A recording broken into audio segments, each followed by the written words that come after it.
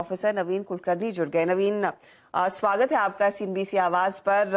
आपने सुना Indian hotel, InterGlobe, ये सारी स्टॉक्स रेडार पर जानकारों के आ रहे हैं, यहाँ पर एक्शन भी देखने को मिला है। आप सुबह में मैं वो मॉर्गन स्टैनली की रिपोर्ट भी पढ़ रही थी और उन्होंने दरअसल इंडिया पर जो इक्वल वेट का अपग्रेड लाया है उसमें वो स्पेसिफिकली कहते हैं कि डिस्क्रिशनरी स्पेंड्स अब और भी कंस्ट्रक्टिव होते हुए दिखाई देंगे भारतीय मार्केट्स में, और उसी सेक्टर पर उनका भी फोकस है with of course financials also. इस स्पेस में कंस्ट्रिंग महंगाई का इम्पैक्ट क्या रहेगा, ये सब लोग भाप रहे थे। कितना लोग ज्यादा पैसा खर्च करने के लिए तैयार होंगे बढ़ती महंगाई के बीच। नंबर्स और जिस तरह से स्टॉक्स अपनी चाल खेल रहे हैं, परहैप्स वो कंप्लीट ऑपोजिट डायरेक्शन में है, क्योंकि ऐसा नहीं लग रहा है कि लोग हिचकिचा रहे हैं। आपका स्टांस क्या है कंज्यूमर डिस्क्रिशनरीज में? क्या आप इधर पैसा एलोकेट कर रहे हैं या फिर करना चाहेंगे नियर टर्म में? सो डिस्क्रिशनरी स्पेस है, ये काफी एक्चुअली बड़ा स्पेस है। इसमें अगर हम देखेंगे कि ऑटो सेक्टर में कंज्यूमर डिस्क्रिशनरी कंसिडर किया जा सकता है और चॉकलेट को भी कंज्यूमर डिस्क्रिशनरी कंसिडर किया जा सकता है। तो ये स्पेस में बहुत सारे ऑप्शंस है मार्केट।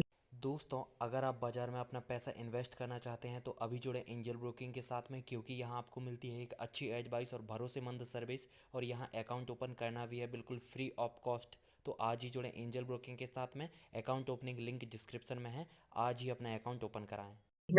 लेकिन अगर हम देखेंगे तो स्लो डाउन जो है वो क्लियरली विजिबल, कुछ पॉकेट्स में बहुत क्लियरली विजिबल है। जैसे कि अगर हम देखेंगे कि टू व्हीलर सेगमेंट है, वहां पे स्लो डाउन विजिबल है। इसके अलावा जो बाकी जो डिस्क्रिशनरी स्पेसेस है विच इज क्लोथिंग और ये कैटेगरी में भी लास्ट क्वार्टर में थोड़ा स्लो डाउन दिखा था। लेकिन जो बाकी स्पेस है जैसे ट्रैवल, टूरिज्म, होटल्स, ये इंडस्ट्री में अभी तक कोई स्लो डाउन दिखा नहीं है। इनफैक्ट हॉस्पिटैलिटी इंडस्ट्री के लिए शायद ये quarter one of the best quarter ever होगा। दूसरी तरफ एविएशन जो सेक्टर है वहां पे भी जो ये क्वार्टर थोड़ा सा स्लोअर होता है कंपेयर टू Q3, ये क्वार्टर काफी स्ट्रॉन्ग दिख रहा है। इसके अलावा जो अगला आठवां क्वार्टर होगा वो भी स्ट्रॉन्ग रहेगा। तो in general travel, tourism, hospitality, ये सेक्टर में पिकअप काफी ठीक है और ये स्लो डाउन की अभी तक चैलेंजेस दिखे नहीं है।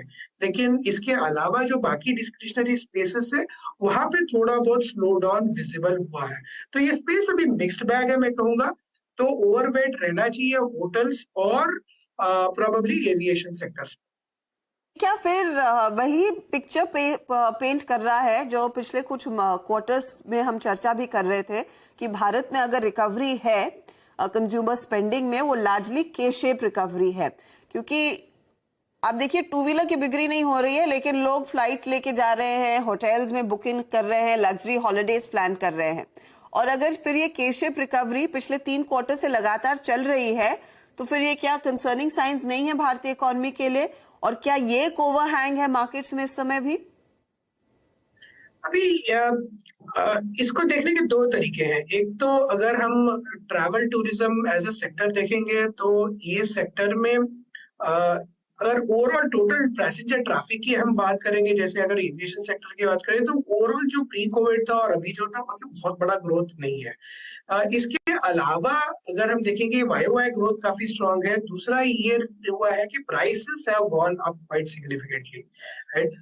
होटल जो सेक्टर है, होटल सेक्टर में एक्चुअली कोई कैपेसिटी क्रिएशन हुआ नहीं है लास्ट 3 साल में। उसकी वजह से जो एवरेज रूम रियलाइजेशन है ये काफी बढ़ चुके हैं। तो ये सेक्टर के डायनामिक्स एक्चुअली काफी डिफरेंट है। इनफैक्ट एविएशन सेक्टर में देखेंगे तो जो ग्राउंडेड फ्लीट है वो भी काफी सिग्निफिकेंट है, जिसकी वजह से प्राइसेस ऊपर है। तो ये काफी मिक्स्ड बैग सा है ये सेक्टर में, क्या क्या एक्चुअली फैक्टर्स है वो काफी पर्टिकुलर टू 2 सेक्टर है, जिसके वजह से जो ओवरऑल अपटिक दिख रहा है वो बहुत स्ट्रॉन्ग दिख रहा है, राइट। तो जिसके इसके अलावा जो बाकी जो डिस्क्रिशनरी कैटेगरीज है जहाँ पे जो स्लो डाउन विजिबल हुआ है, इवन अपैरल्स एंड जो कैटेगरी है, तो वहां पे वो is very very palpable.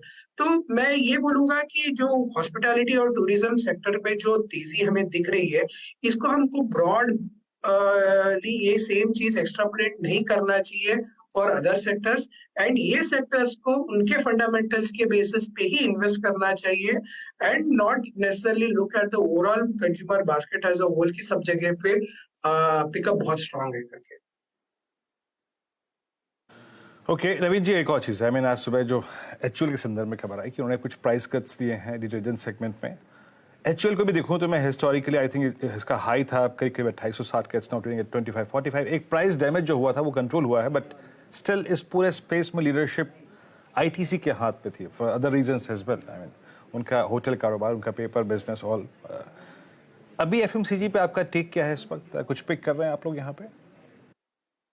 FMCG sector में अगर देखेंगे तो आईटीसी तो बहुत ही स्ट्रेट फॉरवर्ड पिक है, क्योंकि इसके दो कारण है। एक तो ये है कि वैल्यूएशंस काफी रीजनेबल है, इसके अलावा जो ग्रोथ प्रोस्पेक्ट्स है वो नेक्स्ट 3 से 4 क्वार्टर तक काफी ज्यादा स्ट्रांग दिखेंगे, क्योंकि इनका सिगरेट सेगमेंट अभी ठीक कर रहा है, जो मतलब 2014 के बाद कंसिस्टेंटली वॉल्यूम्स डिक्लाइन हुए हैं वो कैटेगरी में, तो वहां पे मतलब ग्रोथ की वहां पे ग्रोथ एक्सपेक्ट कर सकते हैं। इसके अलावा जो बाकी कैटेगरीज है, जो एफएमसीजी अदर्स कैटेगरी जो है, वहां पे भी मतलब ग्रोथ प्रोस्पेक्ट्स अच्छे हैं। होटल्स कैटेगरी के भी ग्रोथ प्रोस्पेक्ट काफी अच्छे हैं। तो इन सब फैक्टर्स को अगर मैं कंसिडर करूं तो ITC will continue to be the top pick in the FMCG space. Hindustan Unilever और बाकी जो एफएमसीजी स्टॉक्स हैं वो सबको अपने अपने मेरिट के बेसिस पे देखना चाहिए, rather than looking at FMCG sector as a whole, क्योंकि वैल्यूएशंस वहां पे अभी भी कंफर्ट बहुत ज्यादा नहीं है, एंड रूरल स्लोडाउन के आसार बहुत अभी भी क्लियर है। अगर मॉनसून ठीक नहीं रहा तो रूरल स्लोडाउन काफी ज्यादा हो सकती है। तो उस हिसाब से एफएमसीजी सेक्टर में मैं बहुत ही कॉशियस रहूंगा इन टर्म्स ऑफ क्या मैं बाय कर रहा हूँ, जहाँ पे वैल्यूएशन कंफर्ट है और आगे फ्यूचर अर्निंग्स की विजिबिलिटी इंप्रूव होते दिख रही है, तो वही स्टॉक्स में मैं निवेश करूंगा कि रादर देन बाइंग एवरीथिंग और buying a large basket of FMCG stocks. अच्छा नवीन जी, एक और चीज़ है, अगर आप देखें एक क्रूड में सब्सटेंशियल रिट्रेसमेंट है। मैं ठीक है, मैं एवरेज ट्रेजेक्ट्री अगर लास्ट एक महीने की मान के चलूँ, इट्स 75-79 के जोन। इंडिगो को बाजार प्रीमियम क्यों नहीं दे रहा है इस वक्त? मैं इंडियन होटल्स खरीदने को तैयार हूँ, आप भी अगर आप देखें उसका, उस पर मैंने आपका मत सुना। एग्जैक्टली इंडिगो क्यों नहीं चल रहा है 1927 पे? और क्या ये एयर इंडिया की थोड़ी सी शिवरिंग है, घबराहट है? क्योंकि मैं इनफैक्ट खुद ही आज सिस्टर चैनल पे पढ़ रहा था TV18 पे कि एयर इंडिया जो है वो ओवरसीज रूट पे काफी अच्छा कर रहा है। बाजार इसको एडवांटेज क्यों नहीं दे रहा इस वक्त? इंडिगो में अगर हम देखेंगे तो इसमें फंडामेंटल्स काफी ज्यादा स्ट्रांग है, लेकिन बाजार वो वैल्यूएशन इसलिए नहीं दे रहा है क्योंकि टू सम एक्सटेंट इसमें अभी अभी एक लार्ज ब्लॉक प्लेसमेंट हुआ था, अराउंड 1900 के करीबी ब्लॉक प्लेसमेंट हुआ था, तो जिसके वजह से सप्लाई स्टॉक में आया हुआ है, एंड मार्केट ये भी एक्सपेक्ट करता है कि फ्यूचर में जाके और सप्लाई आने की संभावना है इंटरग्लोब एविएशन में। सो ये जो मार्केट है, ये मार्केट थोड़ा सा टफ मार्केट है, जहां पे जो इक्विटी में जो मनी सप्लाई है वो पहले जैसा नहीं रहा, थोड़ा सा कम हुआ है, तो जिसके वजह से जो अगर सप्लाई आता है कोई भी स्टॉक का तो वो एब्जॉर्ब होने में टाइम लगता है। इसके अलावा सप्लाई का ओवर हैंग भी रहता है, क्योंकि मार्केट में वीक हैंड्स के पास भी स्टॉक जाता है तो फिर वो फ्लिप करते हैं। तो ये सारे फैक्टर्स हैं। मुझे इंडिगो में चैलेंज सिर्फ स्टॉक का सप्लाई का लगता है, फंडामेंटल्स का नहीं लगता है, और अगर सप्लाई के चैलेंजेस ना रहे तो इंडिगो में रिटर्न्स काफी अच्छे बन सकते हैं in the next 1 year. Indigo पर बुलिश, लेकिन अब मंथ ऑफ अप्रैल के लिए ये होगी कि सारे के सारे प्रोड्यूसर्स जो हैं वो एक प्राइस हाइक ले रहे हैं और अपने मार्जिन्स को थोड़ा सा अगर आप देखें सस्टेन करने के लिए, उन्हें एक थोड़ा सा स्पेस देने के लिए। और एक और चीज़ टू व्हीलर के लिए दिक्कत है, जो कि शायद पोस्ट कोविड बचा के ले गई थी टू व्हीलर कंपनियों को, वो था एक स्ट्रॉन्ग एक्सपोर्ट मार्केट, जो कि इस बार नहीं है। आपका ऑटो पे टेक क्या है और आपके इस वक्त टॉप कॉल्स क्या हैं आप, या फिर आपने इसको अवॉइड ट्रेजेक्ट्री में रखा हुआ है? नहीं, ऑटो सेक्टर पे हमारा ओवरऑल स्टैंड ओवरवेट का ही है। सेक्टर में अभी ऑफ कोर्स मार्च का महीना पैसेंजर व्हीकल के लिए थोड़ा मिक्स्ड रहेगा। मारुति के नंबर शायद इतने ग्रेट ना हो, कंसिडरिंग जो ट्रेजेक्टरी चल रही थी इनके जनवरी और फरवरी में, उससे मार्च शायद स्लोअर रहे। कंपनी ने भी बोला है कि थोड़ा सा स्लो रह सकता है। तो वो एक चैलेंज दिख रहा है मुझे मार्च का फॉर मार्केट लीडर मारुति। इसके अलावा महिंद्रा एंड महिंद्रा में अगर हम आगे जाके देखेंगे तो ट्रैक्टर में स्लो डाउन आने की संभावना है, लेकिन जो पैसेंजर व्हीकल सेगमेंट है वो काफी अच्छा कर रहा है। तो महिंद्रा ओवरऑल ठीक लग रहा है, तो ये हमारा पोर्टफोलियो स्टॉक भी है। तो इसके अलावा मैं अगर बोलूंगा टू व्हीलर्स में हमारा थोड़ा सा कम फोकस है, क्योंकि मुझे लगता है कि टू व्हीलर स्पेस में चैलेंजेस अभी भी बरकरार है।